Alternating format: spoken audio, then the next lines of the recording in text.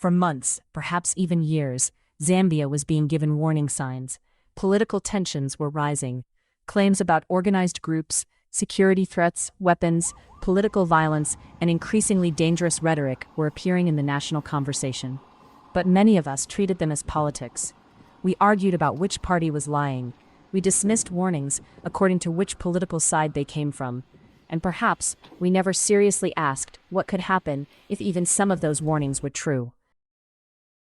Disclaimer: the content in this video is based on publicly available reports, statements, and allegations. These claims remain unverified, and we do not endorse or confirm their accuracy. This video is intended for informational and discussion purposes only. Then everything changed. A major security operation, gunfire, the death of former Minister Mutotwe Kafwaya, arrests, allegations of militia activity and insurrection, treason cases, Mundubile and Makebi Zulu seeking international protection, the United Nations becoming involved, Zambia's churches stepping in, and eventually, the two opposition leaders being handed into the legal process. Now Zambia is asking questions that perhaps should have been asked much earlier. Were the signs already there? Who warned us? What did we ignore? And could what followed have been prevented? The state still has to prove its allegations, and those accused remain entitled to due process. But whether the allegations ultimately stand or fall, there is a bigger story about the warning Zambia received before this crisis exploded. Because sometimes the most important question isn't simply what happened, it's, did we see it coming and refuse to listen? Watch this. They told us who they were. We didn't believe them.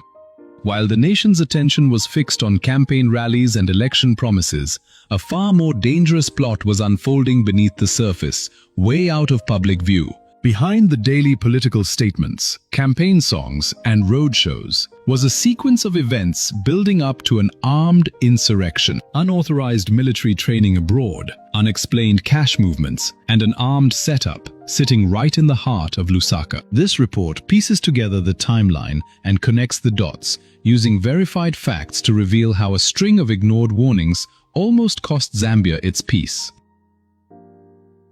On August 9, 2026, an opposition leader sat in front of a camera and spoke to the nation with absolute conviction. My elections aya. Not to be kapwe because my elections aya. And we are ready to kill. Just in case we've been beating about this push or we've not made it very clear. For this election, people like Mine bin Wompundu, I'm ready to kill. He didn't say I. He said, we. He looked us in the face. He said they were ready to kill. He told us plainly. They had put everything on the line for this election. And what did we do? We turned it into a joke. We shared the video, made memes, laughed on Facebook and TikTok. We said it was just campaign talk. We didn't take him seriously. But maybe, just maybe, every word Binwell Mpundu said was true.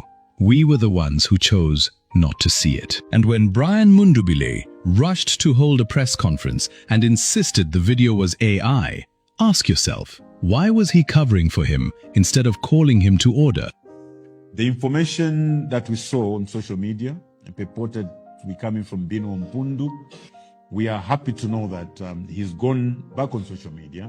Apparently that was a fake. That was AI, if you want to. Why didn't Brian Mundubile distance himself from those dangerous remarks? What was he trying to cover up? And then came the twist. Binwell Mpundu himself stepped forward to contradict his own party leader, admitting the recording was authentic and claiming he spoke in self-defense. Yesterday, I made a video. My media team posted, but I think that after the backlash, the video yesterday was not AI. The truth is, this is a statement I made. When Binwell Mpundu said those threats were made in the context of self-defense, did any of us stop to ask, self-defense against what? How do you claim self-defense long before a threatening event even takes place? This was not an accidental reaction, it was premeditated.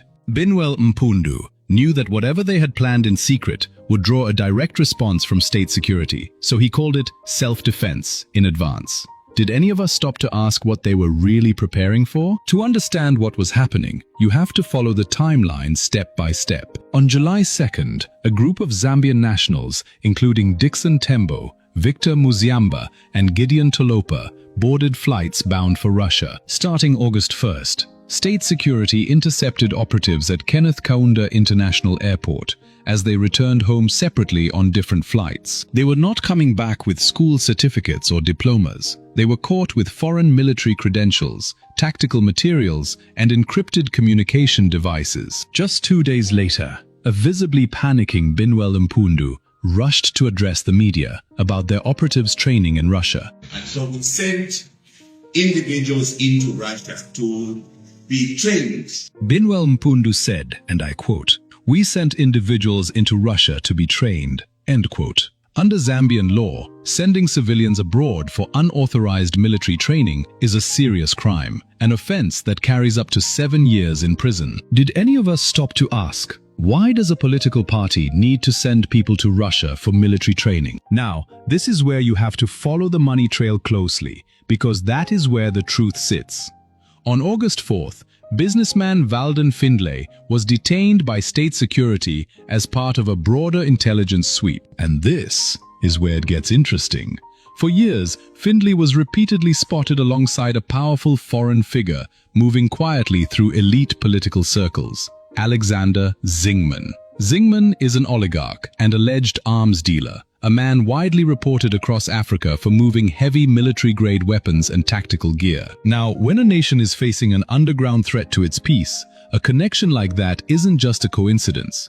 If an operation of this scale is being planned, where else does one turn for resources?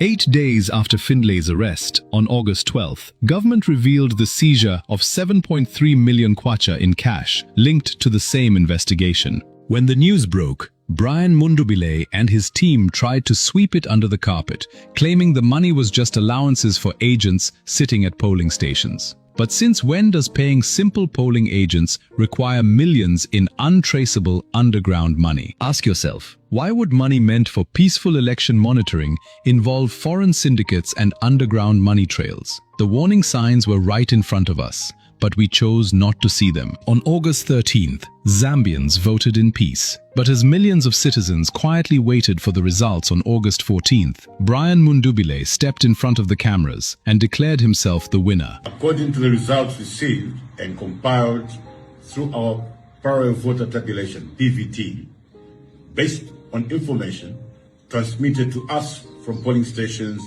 and totaling centers across the country, our tabulation indicates that we have won this election. We have won this election both at presidential level and majority seats in parliament. And before he could even finish making that self-declaration, this happened.